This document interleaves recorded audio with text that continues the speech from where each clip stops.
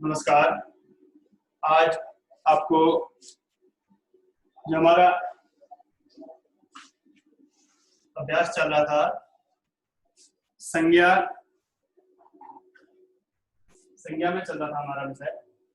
तो संज्ञा के अंतर्गत हमने सबसे पहले बताया था कि संज्ञा के कितने भेद हैं। संज्ञा के 5 भेद हैं और मुख्य रूप से कितने हैं, 3 भेद हैं। तो आज हम आपको कल व्यक्तिवाचक संज्ञा पढ़ाई थी, आज पढ़ाते हैं जातिवाचक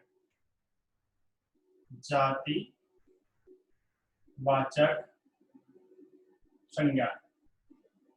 ठीक है, जातिवाचक संज्ञा।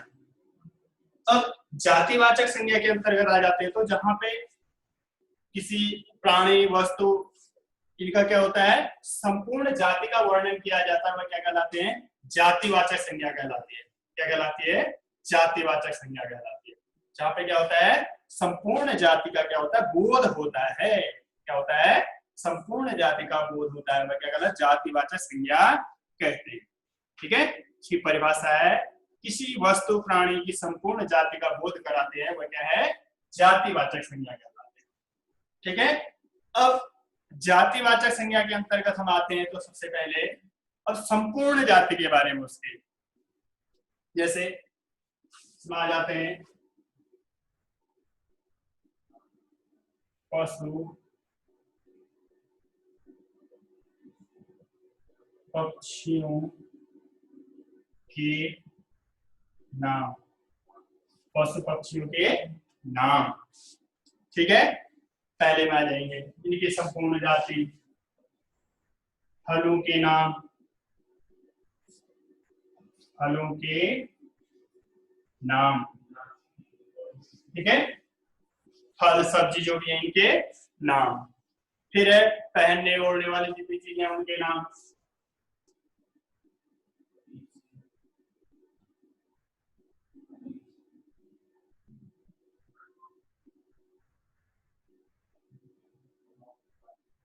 पहनने ओढ़ने वाले, ठीक है, पहनने ओढ़ने वाले जो क्या हैं, ये सामान है, क्या है, इनके नाम। अब इसके बाद फिर हम आते हैं पहनने ओढ़ने वाले। इसके बाद है अब खाने वाले चीजें जैसे अन्न मसाले,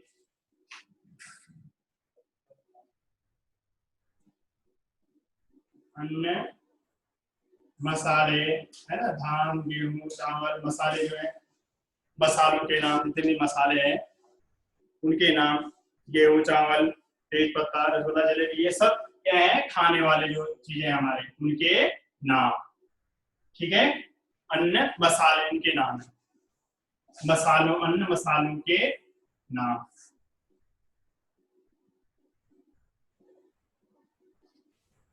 अब फिर इसके बाद विभिन्न सामग्रियों के नाम,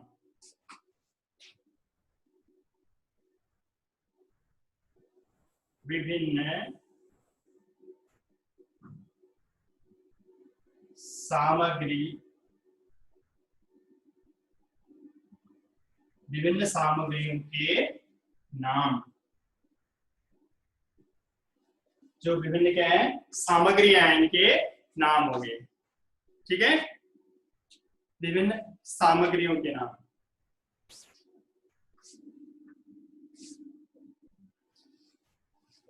सवारियों के नाम, सवारियों के नाम,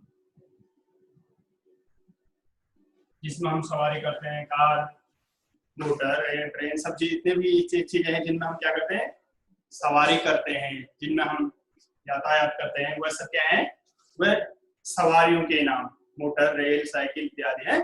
अब संबंधियों के नाम,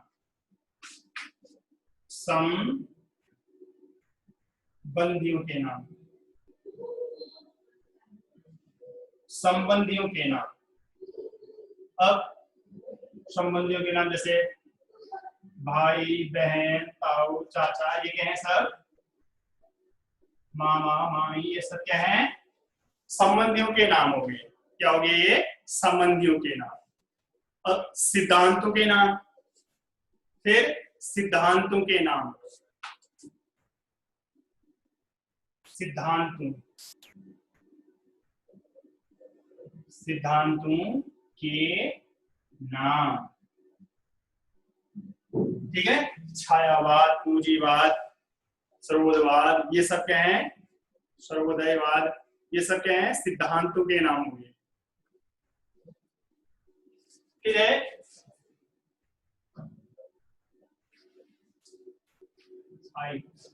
व्यवसायिक। क्या है ये?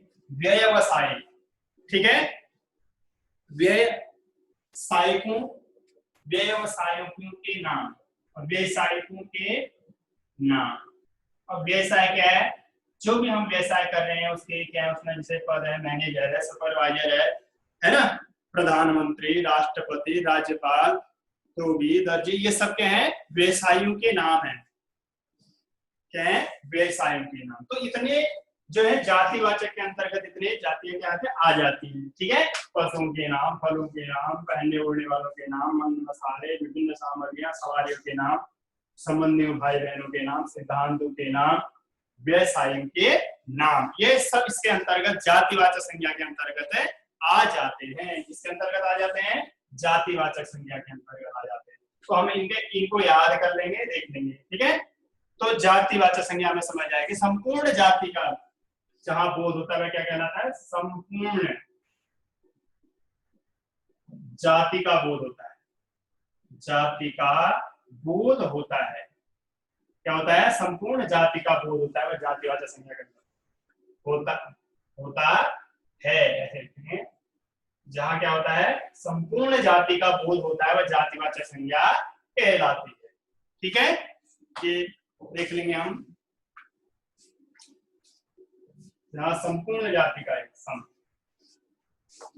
तो ये जातिवाचक संज्ञा है। ये उदाहरण देख लेंगे, उतार लेंगे इनको।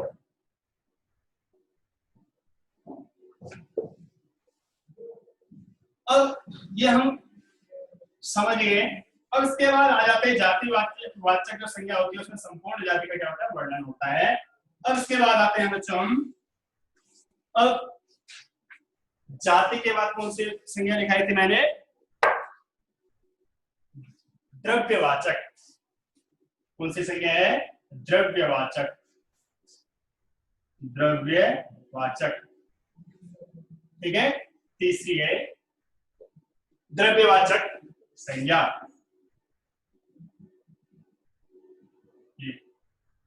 अब द्रव्यवाचक संज्ञा है। अब द्रव्यवाचक संज्ञा में क्या कह रहे हैं? जहां हमें क्या होता है? जिसका किसी धातु या द्रव्य का बोध होता है। जहां क्या होता है? किसी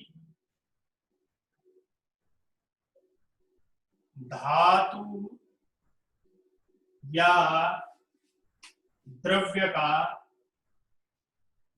का बोध होता है। बोध होता है। क्या होता है? हमें किसी धातु या द्रव्य का बोध होता है, उसे क्या कहते हैं? द्रव्यवाचक संज्ञा कहते हैं। अब द्रव्यवाचक संज्ञा में क्या है कि इसमें दो शब्द आपको मैं बताता हूं। एक है पूर्ण, एक क्या है? सॉरी, एक है अंश, एक क्या है? अंश, और एक क्या है? पूर्ण। दो वर्ड है यहाँ, ठीक है। एक क्या है? अंश और एक पूर्ण है। तो कह रहे हैं किसी धातु या द्रव्य का बोध होता है। इसमें क्या होता है? द्रव्यवाचक संज्ञा में किसी या धातु का क्या होता है? द्रव्य या धातु का क्या होता है? बोध होता है, वह द्रव्यवाचक संज्ञा कहलाती है। तो यहाँ पे कह रहे हैं कि इसमें कोई परिवर्तन, द्रव्यवाचक जो संज्ञा होती है इसमें क्या नहीं होता है?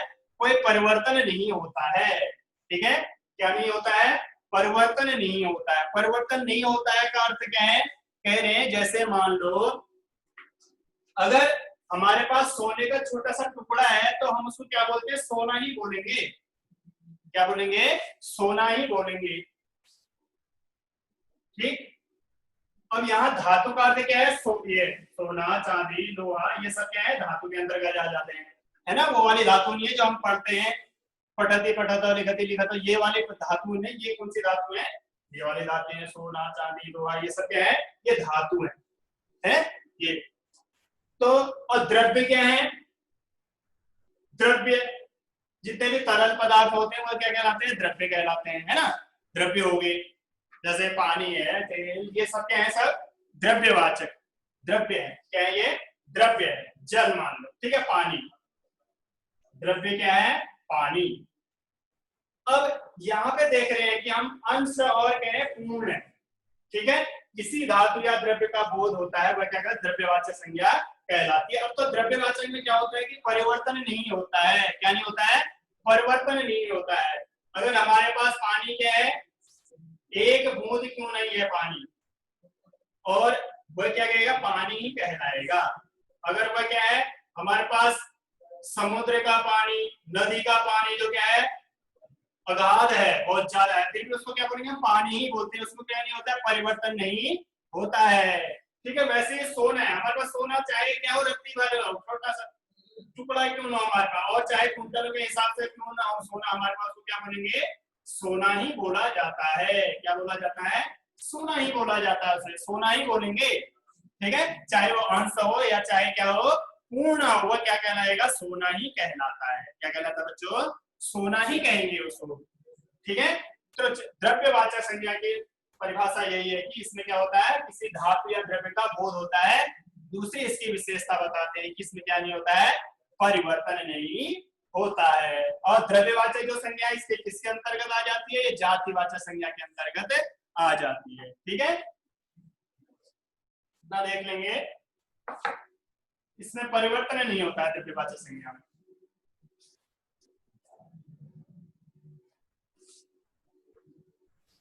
अब इसके बाद आते हैं बच्चों हम, द्रव्यवाचक हो गया, अब पढ़ाते हैं हम समूहवाचक। क्या है? समूहवाचक।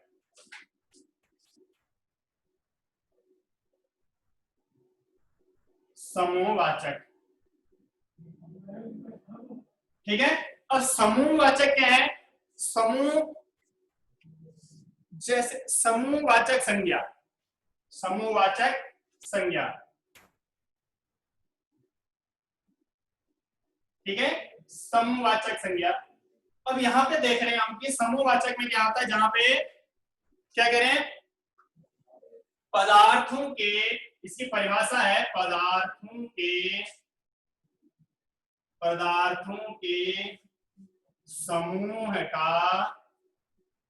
समूह का बोध होता है। बोध होता है,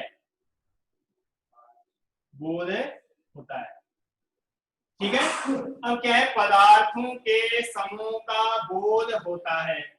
और समूहवाचक में क्या होता है? पदार्थों के समूह का बोध होता है। क्या होता है? पदार्थों के समूह का क्या होता है? बोध होता है। वह क्या कहलाता है? समूहवाचक संज्ञा कहलाती है, ठीक है। बोध कराता है या समूह का बोध होता है। क्या होता है? पदार्थों के समूह का क्या होता है? बोध होता है, तो वह क्या कहलाता है? समूहवाचक संज्ञा कहलाते हैं, ठीक है। अब इसमें जैसे जैसे जैसे सेना, क्या है? सेना उदाहरण है। अब जहां पे एक चीज और है, जहां पे एक न होने का, एक से अनेक होने का बोध होता है, ठीक है। जहां पे क्या है? एक नहीं है, पदार्थों के अनेक होने का बोध होता है। जहां पे क्या है? उनका पूरा ही सेना, और सेना में क्या होता है? एक व्यक्ति तो होगा नहीं। क्या होता है? सेना उदाहरण है, तो सेना में भी क्या होंगे? बहुत सारे लोग होंगे, ठीक है। ऐसे एक उदाहरण है झुंड। क्या है? झुंड, हाथियों का झुंड, जानवरों का झुंड, ये सब क्या है? झुंड भी क्या है? एक उदाहरण है इसका, ठीक है। ऐसी दल, सभा, ठीक, गिरोह,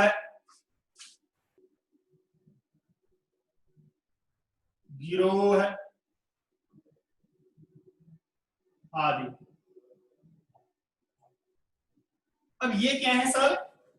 इसके ये उदाहरण है पदार्थ। अब जैसे सेना है, तो सेना में क्या है, समूह है। ये सेना क्या है, समूह है। सेना एक व्यक्ति तो कोई बोल नहीं सकता है कि भाई मैं अकेले जो है देश की रक्षा कर लूंगा मैं, है ना। अकेला व्यक्ति क्या नहीं कर सकता है, सीमा में रक्षा नहीं कर सकता है। तो सेना में क्या होंगे, एक व्यक्ति तो होगा नहीं, वहां क्या होंगे, बहुत सारे लोग होंगे, है ना।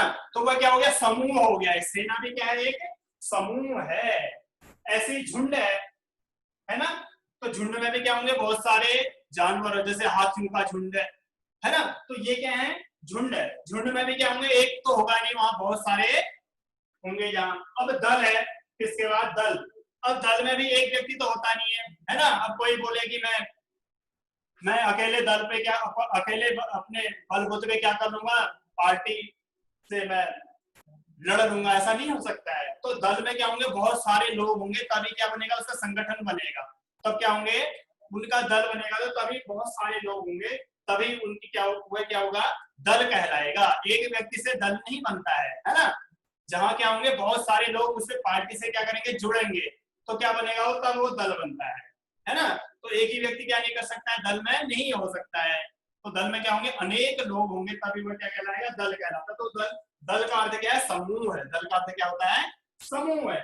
ऐसी सभा है, सभा भी क्या है, समूह है। सभा में एक व्यक्ति नहीं बैठता है, सभा में क्या होते हैं, बहुत सारे लोग होते हैं, और किसी मुद्दे पर क्या करते हैं, वो निर्णय लेते हैं, है ना। तो अच्छी बातें रखते हैं, कोई भी जो क्या कहते हैं, न्याय देने दिलाने के लिए। तो सभा में क्या होता है कि सभा किसी प्रकार, कई प्रकार की होती है ना। वह सांस्कृतिक हो सकती है, धार्मिक हो सकती है। तो सभा में क्या होंगे, एक व्यक्ति नहीं होगा, तो वहां भी क्या होंगे, अनेक व्यक्ति होंगे सभा में। वैसे गिरोह है ना, गिरोह, जैसे डाकुओं का गिरोह पकड़ा गया, ऐसे समाचार पत्रों में क्या आती खबर आती है। तो गिरोह में भी क्या है, एक व्यक्ति नहीं है, जहाँ पे क्या है, बहुत सारे लोग उसमें, डाकू क्या है, गुंडे जो है उसमें जुड़े हुए हैं उससे। तो वह क्या है, गिरोह एक व्यक्ति, गिरोह एक व्यक्ति से नहीं होता है। तो वो गिरोह क्या होता है, बहुत सारे लोग उसमें जुड़े रहते हैं। डाकुओं का गिरोह है ना, चोरों का गिरोह है। तो ये क्या है, एक व्यक्ति नहीं है। तो इसका सीधे सीधे अर्थ क्या है, समूह है। ये गिरोह भी क्या है, ये समूह है। ठीक है। तो कहने का तात्पर्य यहाँ ये है कि समूहवाचक संज्ञा में क्या होता है, जहां पे पदार्थों का क्या होता है, समूह का बोध होता है। जहां क्या होता है, पदार्थों के समूह का बोध होता है, वह क्या कहलाता है, समूहवाचक संज्ञा कहलाती है। क्या कहलाती है, समूहवाचक संज्ञा कहलाती है। ठीक है। तो यहाँ पे उदाहरण मैंने जैसे दिया आपको, सेना, झुंड, दल, सभा, गिरोह आदि, ये सब क्या है, समूह है ना। एक व्यक्ति से तो ये समूह बनता नहीं है। जहां पे क्या होंगे, अनेक लोग होंगे, वह समूह कहलाएगा। तो इसका उदाहरण, इसका मैंने आपको क्या लिखाया है, ये परिभाषा लिखाई है। पदार्थों के समूह का क्या होता है, बोध होता है। और समूह का अर्थ क्या होता है, एक व्यक्ति नहीं होगा, वहां जहां अनेक लोग होंगे उसमें, तो वह क्या होंगे, समूह कहलाता है। ठीक है। तो जो ये जैसे मैंने उदाहरण दिया, तो हमें इससे क्या बोध होता है, समूह का बोध होता है, पदार्थों के समूह का बोध होता है। अब ये जो समूहवाचक है, ये भी किसके अंतर्गत आ जाता है, ये जातिवाचक संज्ञा के अंतर्गत आ जाता है। जैसे जातिवाचक, जातिवाचक संज्ञा। अब ये जातिवाचक संज्ञा है, तो इसके अंतर्गत दो संज्ञा आती है। पहली कौन सी है, द्रव्यवाचक, द्रव्यवाचक संज्ञा। दूसरी है समूहवाचक संज्ञा, समूहवाचक संज्ञा। अब ये क्या है, दोनों, ये दोनों जातिवाचक संज्ञा के अंतर्गत आते हैं। ठीक है। द्रव्यवाचक संज्ञा, समूहवाचक। यदि आपको कोई पूछे कि संज्ञा के कितने भेद होते हैं सामान्यतः, तो 5 होते हैं, और मुख्य भेद कितने होते हैं, 3 होते हैं। व्यक्तिवाचक, जातिवाचक और समूहवाचक मुख्य भेद है। और जो व्यक्तिवाचक, जातिवाचक, द्रव्यवाचक, समूहवाचक और भाववाचक, ठीक है, ये क्या है, सामान्य भेद है। ठीक है। तो सामान्यतः पर कितने भेद हैं, 5 भेद होते हैं, और मुख्यतः सामान्यतः 5 भेद होते हैं, मुख्यतः कितने होते हैं, 3 भेद होते हैं। तो संज्ञा के, ठीक है। तो ये आपका समूहवाचक संज्ञा का हमें बोध हुआ। ठीक है। ये जातिवाचक संज्ञा के अंतर्गत आते हैं। इसको लिख लेंगे हम उदाहरण।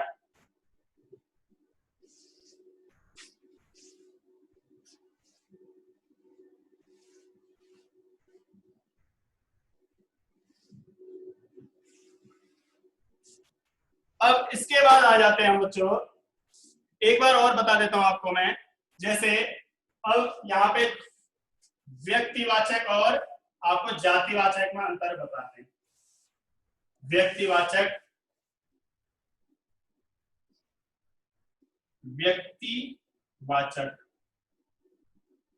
व्यक्तिवाचक संज्ञा यहां ऐसे लिखेंगे, और यहां पे क्या लिखेंगे, जातिवाचक, जातिवाचक संज्ञा।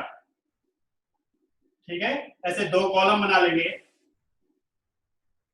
ऐसे दो डिब्बे बनाएंगे,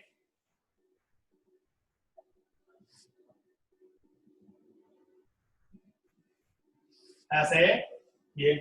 अब यहाँ पे व्यक्तिवाचक संज्ञा लिखेंगे, नीचे भी क्या लिखेंगे, जातिवाचक संज्ञा। इनके उदाहरण लेकर दिखाते हैं। जैसे अब मान लो, जैसे हमने यहाँ पे लिख दिया तुलसीदास, तुलसी, तुलसीदास। अब तुलसीदास क्या है, जाति क्या है उसकी, कवि, क्या है वह, कवि। ठीक है, तो ऐसे ही है। फिर यहां पे लेते हैं जैसे व्यक्तिवाचक में सीता, क्या है, सीता। सीता क्या है, एक स्त्री है। जातिवाचक में क्या हो जाएगा, स्त्री, क्या है ये संपूर्ण स्त्री जाति का क्या कर रहा था, ये जाति का बोध करा रहा है। ठीक है, अब यहाँ के व्यक्तिवाचक में क्या है, विशेष एक व्यक्ति का। अब मान हमने लिख दिया यहाँ पे गंगा, क्या है, गंगा। और गंगा क्या है, एक नदी। गंगा क्या है, एक नदी है। ठीक है, अब जाति क्या है इसकी, नदी। जो उदाहरण है जैसे हम यहाँ पे ले देते हैं कलकत्ता, क्या है ये, कलकत्ता नगर, क्या है, एक नगर है। अब इसके बाद क्या हो गए, तुलसीदास कवि, सीता स्त्री, गंगा नदी, कलकत्ता नगर। अब जैसे हमने बोल दिया हिमालय, क्या बोल दिया, हिमालय। हिमालय क्या है, हिमालय। तो हिमालय क्या है, एक पर्वत है, क्या है, एक पर्वत है। जाति क्या होगी इसकी, पर्वत, है ना। यहां तो एक हिमालय के लिए बोला, इसका क्या है, नाम है हिमालय, लेकिन है उसकी जाति क्या है, पर्वत। क्या है उसकी जाति, पर्वत। कलकत्ता एक नगर है, कलकत्ता क्या एक जगह का नाम है क्या, वो नगर है। कलकत्ता नाम दिया है क्या, वह नगर। वैसे ही गंगा है, गंगा नदी का नाम, गंगा नाम है, और उसको नाम वो है क्या, जाति उसकी नदी है, वह क्या है, वह नदी है। ऐसी सीता है, सीता क्या है, नाम है, तो वह जातिवाचक में आ जाएंगे तो क्या है, एक स्त्री है। तुलसीदास वैसे एक क्या है, कवि है। जाति तुलसीदास एक नाम है, और वह क्या है, वैसे जाति से क्या है, वह कवि है। क्या है वह, जाति संज्ञा में क्या आ जाएगा, जातिवाचक संज्ञा में कवि। तो ये व्यक्तिवाचक और जातिवाचक में ये क्या बताया मैंने आपको, अंतर बताया। तो ये उदाहरण आप ऐसे देख लेंगे कॉलम बना के।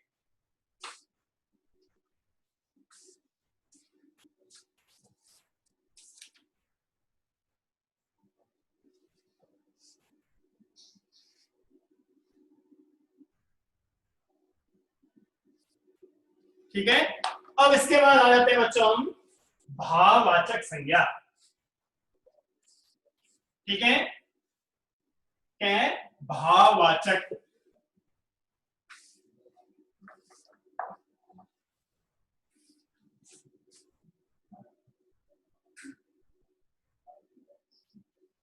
भाववाचक संज्ञा। तो भाववाचक संज्ञा है क्या, भाववाचक संज्ञा में होता क्या है, व्यक्ति या पदार्थों के धर्म या गुण का बोध होता है। क्या होता है, व्यक्ति या पदार्थों के धर्म या क्या होता है, गुण का बोध होता है।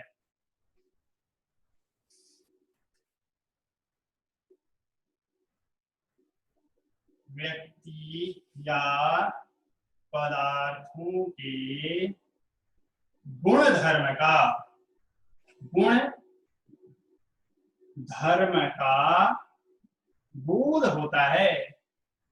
क्या होता है, उसके गुण धर्म का बोध होता है। इसकी परिभाषा है, ऐसे लिखेंगे, परिभाषा, परिभाषा, ठीक है। व्यक्ति या पदार्थों के, व्यक्ति या पदार्थों के गुण धर्म का क्या होता है, बोध होता है। क्या होता है, गुण धर्म, उसके धर्म या गुण का क्या होता है, बोध, बोध कराती होता है। जैसे अच्छाई, चौड़ाई, मिठाई, लंबाई, चौड़ाई, ये सब क्या है, मिठास, वीरता, तो ये सब क्या है, भाववाचक, भाववाचक संज्ञा के अंतर्गत आते हैं। ठीक है, उदाहरण आपको देते हैं। जैसे अब क्या है, गुण, गुण सबसे पहले आ जाते हैं हम गुण। अब क्या गुण है उसमें, ठीक है, कुशाग्रता, कुशाग्रता, ठीक है, क्या, चतुरता, क्या है वह, चतुरता, सुंदरता, ठीक है, सुंदरता। और फिर भाव, गुण हो गया, अब क्या है, भाव, भाव कैसा है, ठीक है, कृपणता, कैसा भाव उसका, कृपण, ठीक है, कृपणता, मित्रता, मित्रता, शत्रुता, कैसा भाव है उसका, कृपणता का है, मित्रता का है, शत्रुता का, उसका कैसा है, भाव है। फिर अवस्था,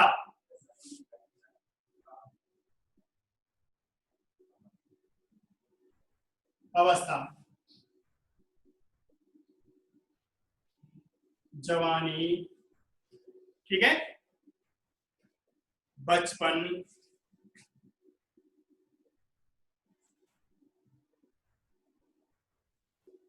और बुढ़ापा, और क्या है, बुढ़ापा।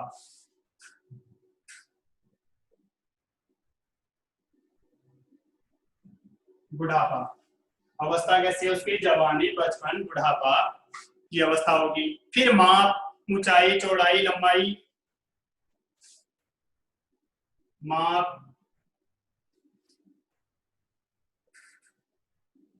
ऊंचाई, लंबाई, ये सब क्या है, माप, ठीक है, ऊंचाई, लंबाई, चौड़ाई,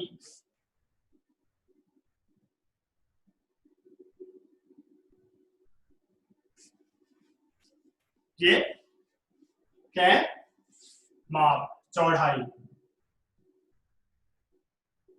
ऐसे लिखेंगे, चौड़ाई,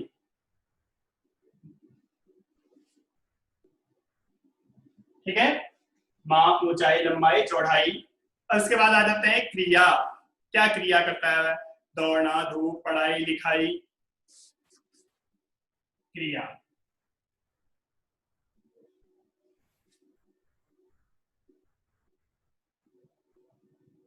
दौड़ना, पढ़ना, है ना, दौड़ना, पढ़ना,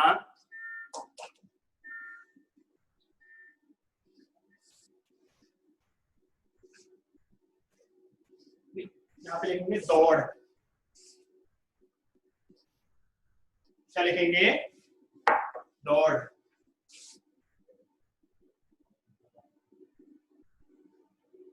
दौड़, पढ़ना, लिखना, ठीक है, पढ़ना, लिखना, या पढ़ाई, लिखाई,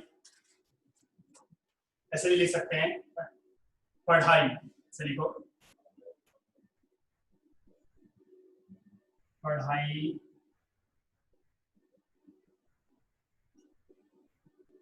लिखाई,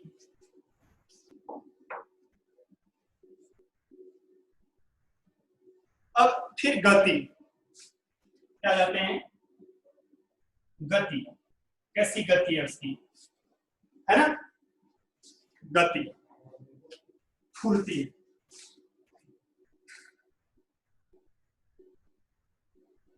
ऐसे लिखेंगे पूर्ति, शीघ्रता,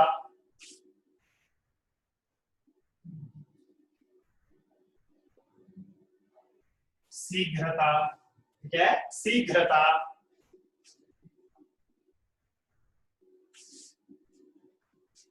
ठीक है, सुस्ती,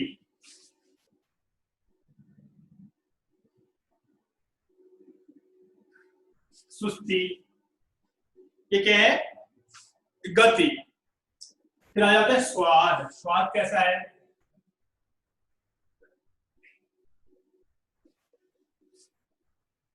कड़वा, ठीक है, या कड़वापन, फसैलापन, फसैलापन, फसैलापन, तितास, मिठास, ये क्या हो गया? स्वाद हो गया। कैसा स्वाद है उसका, ठीक है।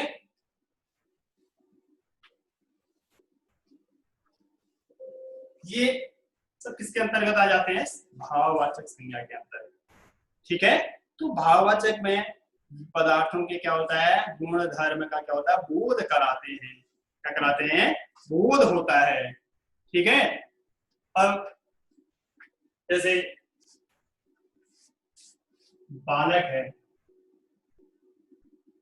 क्या है? बालक शब्द है, तो बालक शब्द क्या हो गया? बालपन। भाववाचक क्या हो जाएगा? बालपन।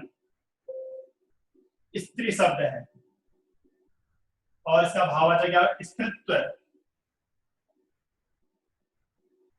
ठीक है। नारी है तो क्या आ जाएगा? नारीत्व। नेता है तो नेतृत्व। तो ये सब क्या है? भाववाचक संज्ञा के उदाहरण क्या है?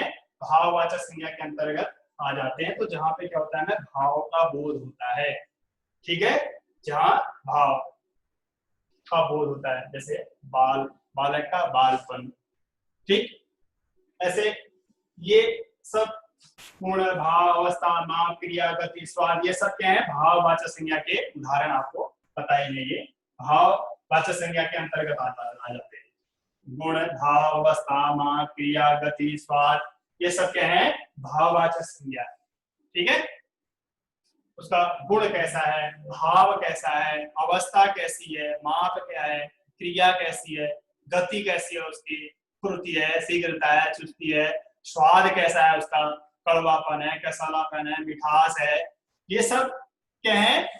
भाववाचक संज्ञा के अंतर्गत आते हैं, ठीक है। जैसे फिर और भी आते हैं इसमें, जैसे अन्य मूर्त भावनाएं, जैसे करुणा, क्षोभ, दया आदि, ये सब क्या है? ये यही भाववाचक संज्ञा के अंतर्गत आ जाते हैं, ठीक। ये आज के लिए इतना ही।